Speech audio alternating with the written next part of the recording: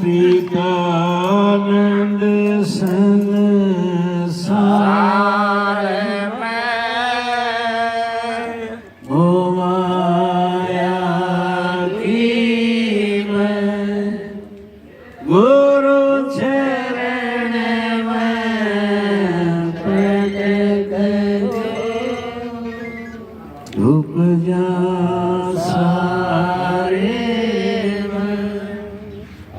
सतगुरु की प्यारी साथ संगत प्रेम से बोलिए। प्रेमियों, आज का सत्संग राजेश और प्रमिला के प्रांगण में उनकी 24वीं सालगिरह के उपलक्ष्य में करवाया जा रहा है। आप सब आए इसकी संगत करने के लिए। सतगुरु की दया इस परिवार पे बनी रहे और आप सब जिन्होंने संगत की है आनंद और खुशहाल रहें, यही मालिक के चरणों में विनती है। अभी हमने धर्मदास जी की विनती गाई, जिसमें कितनी दीनता उन्होंने दिखाई, अपने सतगुरु के प्रति कितने भाव प्रकट किए। धर्मदास बांधुगढ़ का सेठ था और करोड़ों का मालिक था। कहते हैं उस समय उसके पास 11 करोड़ रुपए थे। इतनी दौलत उसके पास थी जो आज के बड़े बड़े जो उद्योगपति घराने हैं उनसे कहीं ज्यादा दौलत उसके पास थी। लेकिन मन उसका रहता था कोई साधु आ गया, उसकी सेवा करना, दान दक्षिणा देना, हवन यज्ञ करना, कर्मकांड में ही लिप्त था। और पूरे काशी शहर में उसका बोलबाला था। कोई जरूरतमंद उसके पास आ गया तो उसकी मदद करता था। कोई भूखा प्यासा आया तो उसको रोटी पानी देता था। कबीर साहब उस समय गुरु थे, तो आदि गुरु हुए। वो जानते थे कि ये संस्कारी जीव है, लेकिन कर्मकांड में फंसा हुआ। तो जब भी कोई अवसर होता तो वो उसको दर्शन देते और कुछ बताते थे। धर्मदास के भी मन में ये थी कि एक साधु अलग अलग वेश में आता है और मुझे अच्छी बात बता के जाता है, लेकिन मेरा मन अभी उसको मान नहीं है।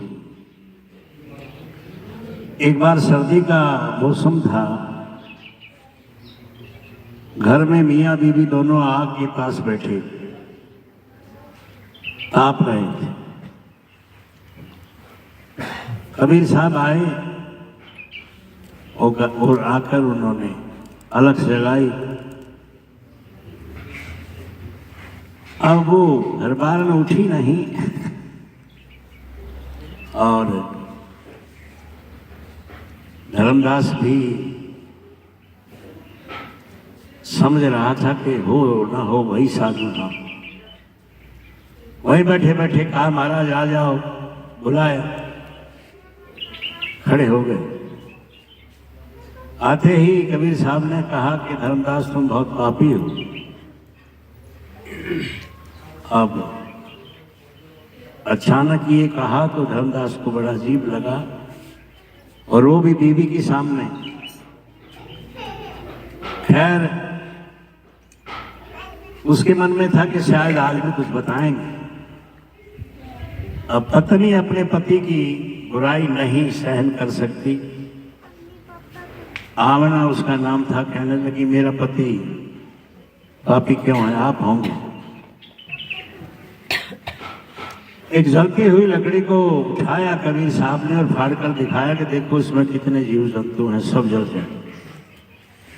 हालांकि उस समय लकड़ी को भी धोकर जलाया जाता था, लेकिन अंदर क्या है वो तो जलेगा। धर्मदास ने कहा, धर्मदास ने समझ लिया कि हाँ बात तो पते की। और कबीर साहब जाने लगे, रोका लेकिन कहने लगे कि बस मैं तो तुम्हें यही बताने आया था। अब जाने के बाद धर्मदास ने अपनी घरवाली को कहा कि तूने क्या किया, ऐसे थोड़ी कहती हैं। कहते उसने भी तो कहा था। कहते उसने गलत नहीं कहा, साधु है, कोई न कोई मतलब निकलता है उसकी बात से। तो उसने कहा कोई बात नहीं, गुड़ पे जैसे मक्खी आती है साधु वैसे ही फिरते हैं। धर्मदास ने कहा कि नहीं, हम ना ये ऐसा साधु नहीं, मुझे बहुत बार मिला है, कोई लालच नहीं, कोई बात नहीं, कोई मांग नहीं। तो फिर आप ना समझिए कि ठीक मेरे से गलती हुई, आप देखो अब समय बीतने लगा और जो दौलत धर्मदास के पास थी खत्म होने लगी, क्योंकि रोज रोज हवन यज्ञ करना, और उन दिनों 1.25 मन घी का तो हवन होता था, यज्ञ होता था, और आहुति में भी बहुत सारा पैसा लगता था। फिर दूर दूर से लोग साधु फकीर आकर प्रसाद करते थे, सभी को दक्षिणा देनी होती थी। और एक समय ऐसा आया कि धर्मदास फकीर जैसे हो गए, दाने दाने का मोहताज हो गए, और सोचने लगा कि क्या करूं, मेरी कितनी शोहरत थी इस शहर में, हर कोई मुझे सलाम करता था, हर कोई मेरे से मांगने आता था। आज हालत ये हो गई है कि मेरे पास कुछ भी नहीं। समझदार था, सोचा कि शायद इसी में मालिक कुछ देन दिखाना चाहता है। लेकिन कबीर साहब का स्वरूप हर वक्त हर घड़ी उसको दिखता। ऐसा समय आ गया कि धर्मदास ने सोचा कि इससे तो मरना सही, जी ये भी कोई जीना है, कहाँ मैं इतना बड़ा सेठ, और कहाँ 2 वक्त की रोटी मुझसे नहीं होती, एक वक्त खाकर गुजारा करना पड़ता है। और मेरी पत्नी का इसमें क्या कसूर है, ये बेचारी जैसे है इस घर में रहेगी, मेरा मरना बेहतर है। तो गंगा के किनारे जाता और छलांग लगाने की कोशिश करता, अचानक कोई आ जाता, रोक लेता उसको। कई बार कोशिश की, लेकिन एक दिन पक्का मन में कर दिया कि आज तो जीवन लीला खत्म करनी है। एक छोटी सी पुलिया के पास खड़ा हो गया, जूते उतारे और छलांग लगाने लगा। कबीर साहब प्रकट हो गए, हाथ पकड़ लिया, क्या कर रहे हैं? अब धर्मदास समझ गया कि यही है जो मुझे रोज बचाता है। कहता देख नहीं रहे मर रहा हूं। कहता क्यों? कहता मैं जीना नहीं चाहता। तभी कबीर साहब ने समझाया, अरे बड़े आदमी, ये मनुष्य जीवन 84 लाख योनियां भुगतने के बाद मिलता है, और इसमें भी तू मरना चाहता है तो कायरता है। तुम्हारे पास तो वो चीज है जो तुम दूसरों को देते रहे, लोग तुम्हारे आज भी गीत गाते। कहता वक्त था तब मैं देता था, मैं मेरे पास कुछ नहीं। तब कबीर साहब ने कहा कि धर्मदास मैं तुम्हें दौलत नहीं दूंगा, लेकिन रूहानी दौलत से माला माल कर दूंगा। तुम याद करोगे कि जीवन कितना बेहतरीन है और तुम सफल एक व्यक्ति बनोगे, तुम्हारा नाम हो। धर्मदास ने चल हाथ जोड़ के खड़ा हुआ। कबीर साहब ने कहा कि मांगो। तब धर्मदास ने कहा था कि मुझे कुछ नहीं चाहिए। भक्ति दान गुरु दीजिए देवन के देवा के, हे मेरे गुरुदेव, हे मेरे मालिक सच्चे बादशाह, मुझे तो भक्ति का दान दे दो ताकि मैं भक्ति के मार्ग पर चलकर अपना जीवन सफल बना लूं। भक्ति दान गुरु दीजिए देवन के देवा, चरण कमल बिसरो नहीं। आपकी शरण में रहूं, इससे दूर ना रहूं, इनसे बिसरो नहीं। चरण कमल बिसरो नहीं। कर लूं पर सेवा, मैं आपके चरणों की सेवा करता रहा हूं, आपका हुक्म बजाता रहूं, ये चाहिए। बताया कि तीर्थ व्रत में ना करो ना केवल पूजा, ना मैं तीर्थ में जाऊं ना व्रत करूं ना केवल पूजा, किसी देवता की पूजा नहीं करती, है ही नहीं, चाहिए ही नहीं। मुझे तो मालिक चाहिए, देवता क्या देगा मुझे।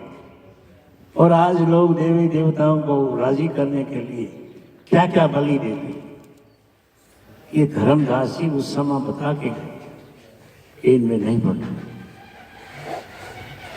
तुम्हारी और निर्खत रहूं, हर वक्त हर घड़ी मुझे आपकी चाह रहे, मैं आपकी तरफ देखता निर्खत रहूं, कोई और ना दूसरा, किसी और की तरफ मैं ध्यान नहीं। भक्ति दान गुरु दीजिए देवन के देवा, चरण कमल विसरो नहीं। कर लो कैसे 8 सिद्धि और 9 निधि। 8 सिद्धियां होती हैं, 9 निधि होती है। 9 निधि बैकुंठ निवासा।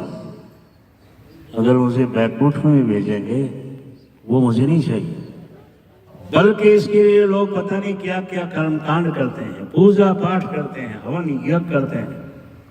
कहता मुझे बैकुंठ नहीं चाहिए, तीर्थ व्रत में ना करो। 8 सिद्धि और 9 निधि बैकुंठ निवासा।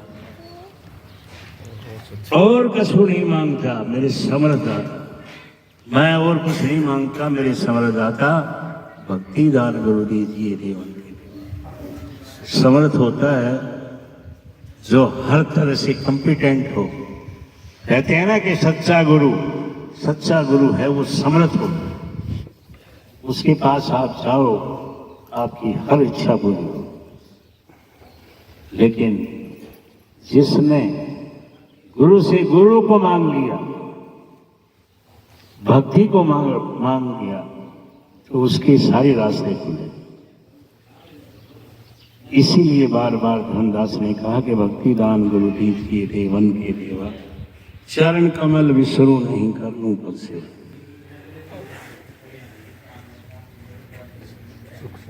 सुख संपत्ति परिवार घर सुंदर न मेरे को सुख चाहिए ना दौलत चाहिए, और कोई लंबा चौड़ा परिवार की जरूरत मुझे नहीं।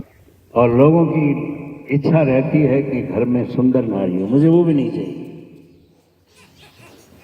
सुंदर नारी सपने में इच्छा ना हुए, इन चीजों की मुझे सौपन में भी इच्छा ना हो। गुरु आन तुम्हारी, मैं तो आपकी आन आन में ही रहना चाहता हूँ। मैं तो आपकी दया में रहना चाहता हूँ, मुझ पे दया करोगे तो मेरे काम बने। भक्ति दान गुरु दीजिए देवन के देवा, चरण कमल विसरो नहीं। कर लूं कब से।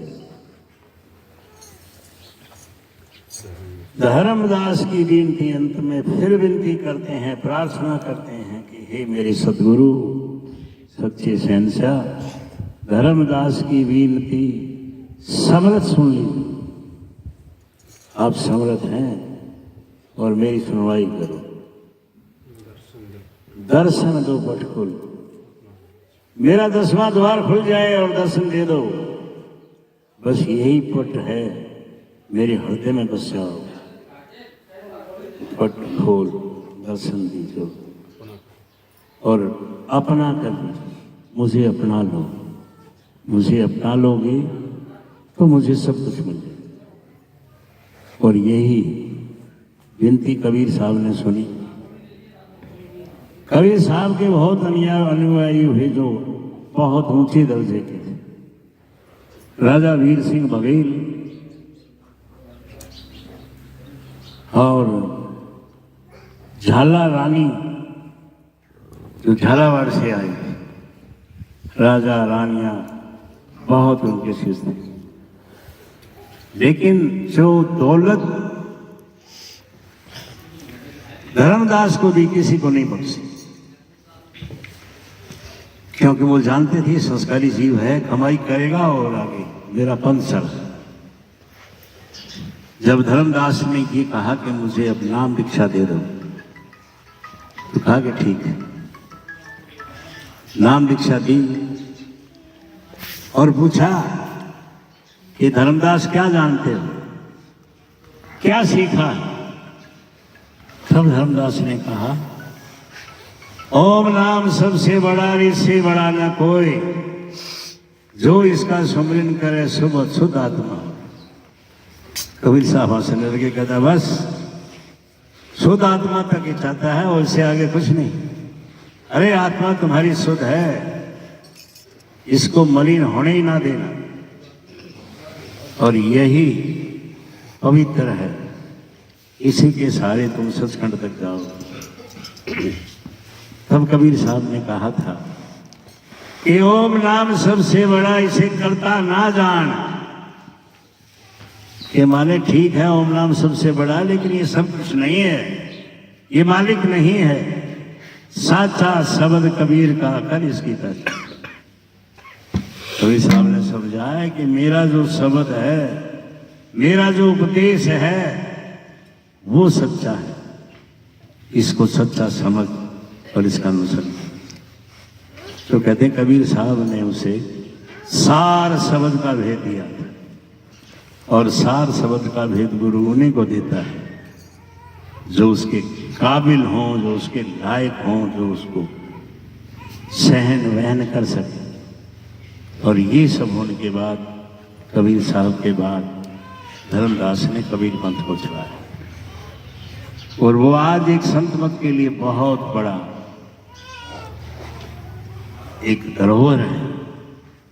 संत मत ही है जिसकी राह पर चल के जीव अपना कल्याण करवा सकता है, और कल्याण है 84 से छुटकारा पाना, इस भवसागर को पार करना। आना